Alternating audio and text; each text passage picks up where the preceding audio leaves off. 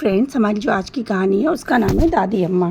दादी अम्मा फर्श पर बैठी चरखा काट रही हैं और पास ही में उनका पोता अमित उनके पास ज़ोर ज़ोर से झूम झूम कर गाना गा रहा है। मेरी अच्छी दादी अम्मा, मेरी प्यारी दादी अम्मा, सन के जैसे उजले बाल, बिना दांत के पिचके गाल, घुर घुर चरखा काट रही है मेरी भोली दादी अम्मा। दादी अम्मा कहती हैं, खूब अच्छी कविता सुनाई मेरे बेटे, मैं भी एक कविता सुनाती हैं। तुम मेरी आँखों के तारे, मेरे प्यारे पोते, मेरे साथ खेलते हंसते, कभी नहीं तुम रोते।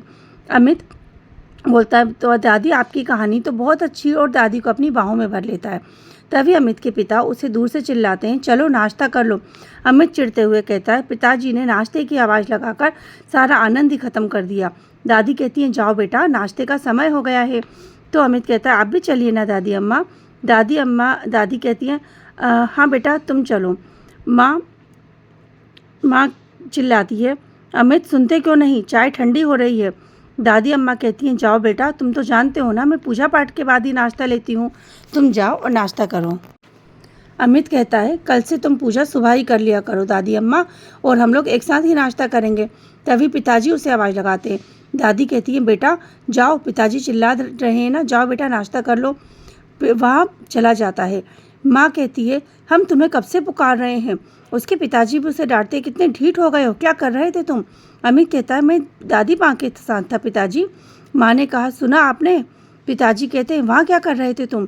अमित ने कहा, ऐसे ही दादी के साथ खेल रहा था। उसकी माँ कहती है, तुम्हारा दिमाग खराब हो गया है क्या, दादी माँ को दमे की बीमारी है, तुम्हें भी खांसी हो सकती है। अमित कहता है, दादी अम्मा को खांसी बहुत आती है। क्यों आती है माँ। माँ कहती है, बुढ़ापे में खांसी आती ही है। अमित कहता है, सबको तो नहीं आती माँ, देखिए ना बबलू के दादाजी और हमारी दादी अम्मा से अधिक बूढ़े हैं, फिर भी उन्हें कभी खांसते हुए नहीं देखा। पिताजी चिढ़कर बोलते हैं, तुम्हें आजकल बातें करना खूब आ गया है।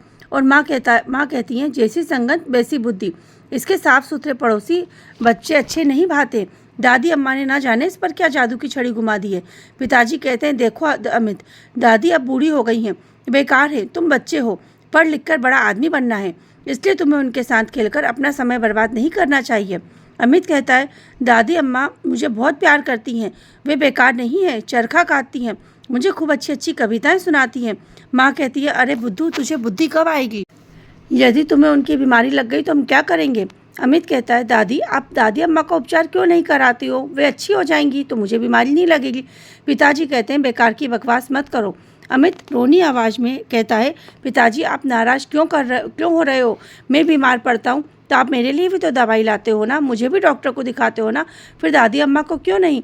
माँ चिढ़कर बोलती है, तुम्हारे फालतू के सवालों का जवाब मेरे पास नहीं है और ना मेरे पास समय है। पिताजी को ऑफिस जाना है और मुझे कॉलेज, तुम्हारा विद्यालय खुल जाएगा तभी तुम ठीक होगे। अमित कहता है, पिताजी आप मुझ पर यूं ही बिगड़ते हैं। माँ आप भी नाराज़ होती हो, बस दादी ही हैं जो मुझसे प्यार से बात करती हैं।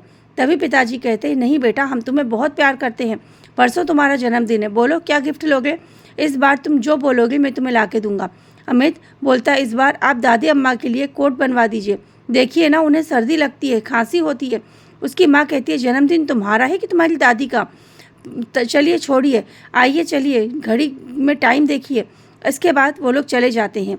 अमित कहता है, दादी अम्मा मैंने घर का काम पूरा कर लिया है। दादी माँ बोलती हैं, थोड़ी देर में आऊँगी बेटे।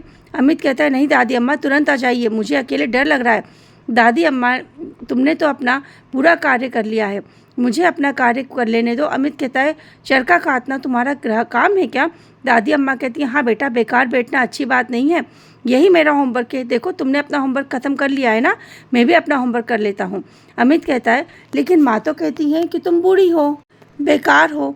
दादी अम्मा हंसते हुए कहती है, मैं उधर कोठरी में रहती हूँ ना, तुम्हारी माँ को क्या पता कि मैं चरखा काटती हूँ। अमित कहता है, चरखा काटने से क्या होता है दादी अम्मा। दादी कहती है, सूत निकलता है बेटा, और सूत से कपड़े बनते हैं। अमित सोचता है, अच्छा तो आप इसके लिए आप एक अच्छी सी धोती क्यों नहीं बुन लेती, देखो ना तुम्हारी धोती। दादी अम्मा कहती है, अरे बेटे, इतनी ताकत नहीं रह गई कि अब धोती भर भर का सूत काट पाऊँ। जब तुम्हारी माँ घर पर होती है ना तो चरखे की घर घर से नाराज़ होती है, और मेरी धोती बहुत फटी गंदी है, अच्छा कल अवश्य धोऊंगी, मेरे हाथों में दर्द होता है ना इसलिए नहीं धो पाई। अमित कहता है, अरे दरवाजे पर क्यों खड़ी हो दादी अम्मा, अंदर आओ ना, यहाँ बिस्तर पर बैठो। दादी कहती है बेटा मेरे कपड़े गंदे हैं। अमित कहता है मेरे पास बैठो दादी, मुझे एक बात बताओ, मैं अपनी माँ का बेटा हूँ, वैसे पिताजी आपके बेटे हैं ना? दादी कहती है हाँ तुम्हारे पिताजी मेरे बेटे हैं। तो हाँ, तुम्हारे पिताजी जब छोटे थे तो उनके पिताजी यानी तुम्हारे दादाजी नहीं रहे और कोई आमदनी नहीं थी, मैं कम पढ़ी लिखी थी इसलिए नौकरी नहीं मिली, तब मैंने दूसरों के यहाँ काम करने के लिए तुम्हारे पिताजी का पालन पोषण किया और उन्हें पढ़ाया। इतनी कठिनाइयों के बाद भी हिम्मत नहीं आ रही। उसी का परिणाम है कि आज तुम्हारे पिताजी यानी मेरा बेटा इतना बड़ा ऑफिसर बन गया। अमित कहता है मेरी अच्छी दादी अम्मा, आपने पिताजी के लिए कितना किया, लेकिन पिताजी आपके लिए दवाई क्यों नहीं लाते, धोती क्यों नहीं लाते? अम्मा थोड़ा सा दुखी हो गई और कहने लगी पिताजी को बुरा नहीं कहते बेटा, देखो वह मेरा बेटा है, तुम उसे बुरा कहोगे ना तो मैं नाराज़ हो जाऊंगी। सहसा ही दादी अम्मा को स्कूटर की आवाज़ सुनाई देती है। लो तुम्हारे पिताजी और माँ आ गए हैं। अमित कहता है तो दादी माँ आप उठकर क्यों जा रही हो, परसों मेरा जन्मदिन है, आप माँ पिताजी से इतना क्यों डरती हो, उनके आते ही आप क्यों चली जाती हो? यहाँ अमित के माता पिता आ जाते हैं। अब अमित का जन्मदिन आ जाता है, घर में बहुत सारे मेहमान आते हैं, बहुत सारा डेकोरेशन किया जाता है। अमित लेकिन उदास है, अनमना है। अमित के लिए सब गाना गाते हैं, हैप्पी बर्थडे टू यू, सबका खिला खिला चेहरा है, सब हंस रहे हैं। माँ मेहमानों से कहती है आप लोग भोजन कक्ष में चलिए, और अमित अभी भी उदास है। माँ बोलती है क्या बात है बेटा, तुम अपने जन्मदिन पर उदास क्यों हो? अमित कहता है माँ इतने सारे मेहमान हैं किंतु दादी अम्मा नहीं। माँ कहती है यहाँ आकर खांसने लगेंगी तो हमारा सारा प्रोग्राम बिगड़ जाएगा। तभी पिताजी की आवाज़ आती है अमित कहाँ हो, लो संभालो अपने गिफ्ट। आधी रात का समय है। दादी अम्मा अपनी कोठरी के दरवाजे पर अमित दादी अम्मा की कोठरी के दरवाजे पर खड़ा है और उसके हाथों में पकवान से सजी थाली है। अमित कहता है दादी अम्मा, ओ दादी अम्मा सो गई क्या? दादी अम्मा कहती है अमित बेटे इतनी रात को? अमित कहता है दरवाज़ा खोलो दादी अम्मा, आज मेरा जन्मदिन है ना, आपसे आशीर्वाद लेने आया हूँ। दादी अम्मा दरवाज़ा खोलकर कहती हैं ओ मेरे लाल। अमित थाली की पकवान की थाली को स्टूल पर रखता है और कहता है आप वहाँ क्यों नहीं आई दादी अम्मा, आप मुझसे झूठा प्यार करती हो, जाओ मैं आपसे नहीं बोलूँगा, मैं आपके लिए लड्डू लाया हूँ, खा लेना। दादी अम्मा अपने पोते को बाहों में भरकर कहती हैं तू मेरे कलेजे का टुकड़ा है, मैं तुझे अपने हाथ से खिलाऊंगी। अमित कहता है मुझे अपने हाथ से खिलाओ दादी। दादी अम्मा हर्ष से उछल उठती हैं और बड़े प्यार से अमित के मुंह में खोल डालती हैं। तभी अमित की माँ की आवाज़ सुनाई देती है माँ जी आप खाना खा लीजिए। दादी माँ का स्वर सुनाई पड़ता है आई बहू रानी।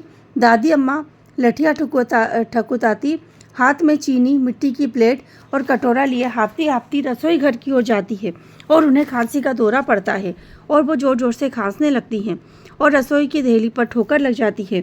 दादी अम्मा के मुंह के बल गिर जाती हैं और चीनी के बर्तन फर्श पर गिरकर चकनाचूर हो जाते हैं। माँ चिल्लाती है अरे सत्यानाश, पिताजी दौड़कर आते हैं क्या हुआ? तभी अमित भी आता है क्या हुआ? अरे दादी माँ बहुत जोर से गिर गई, बड़ी चोट आई होगी। दादी माँ हाँफते हाँफते पैर नहीं संभल पाए बहू रानी। माँ कहती है आपका पैर तो कभी संभल ही नहीं पाता, तीसरी बार बर्तन तोड़ा है आपने। अमित कहता है हाँ ये तो बहुत बुरा दादी माँ, खाने के बर्तन तोड़ डाले, जब माँ पिताजी बूढ़े होंगे तो मैं इन्हें किस में खाना दूंगा? पिताजी कहते हैं अमित तुम्हारा दिमाग तो ठिकाने पर है ना? माँ कहती है अरे तू हमें मिट्टी के बर्तनों में खाना खिलाएगा? अमित कहता है आप भी तो दादी माँ को मिट्टी के बर्तनों में खाना देते हो। माँ पिताजी कहते हैं ऐसा मत कहो बेटा। दादी माँ कहती है नहीं बेटा ऐसा नहीं कहते। अमित कहता है क्यों माँ, आप भी तो बूढ़े हो जाओगे, आपको भी तो खांसी चलेगी। आपके लिए दादी अम्मा ने इतना कुछ किया और उसके बाद आपने दादी माँ को अकेले कोठरी में बंद कर दिया। आप उन्हें मुझसे मिलने भी नहीं देते हो, उन्हें खाना भी अलग बर्तनों में देते हो, तो फिर मैं भी ऐसा ही करूँगा आपके साथ बड़े होकर। तभी पिताजी को बहुत शर्म आती है और वो शर्म से अपना सिर झुका लेते हैं। दादी माँ कहती हैं बेटा ऐसा नहीं कहते। माँ चिल्लाती है देखा आपने बुरी संगत का असर। तभी पिताजी कहते हैं हाँ सही है, बुरी संगत का असर। बच्चा जैसा देख रहा है वैसा ही तो सीखेगा ना। जब वो हमें अपनी माँ के साथ ऐसा करता हुआ देख रहा है तो वो भी तो वही सीखेगा ना। इसीलिए कहते हैं हमें हमेशा अपने बच्चों को वही चीज़ दिखानी चाहिए जो हम उनसे चाहते हैं, क्योंकि जैसी करनी वैसी भरनी। राधे राधे।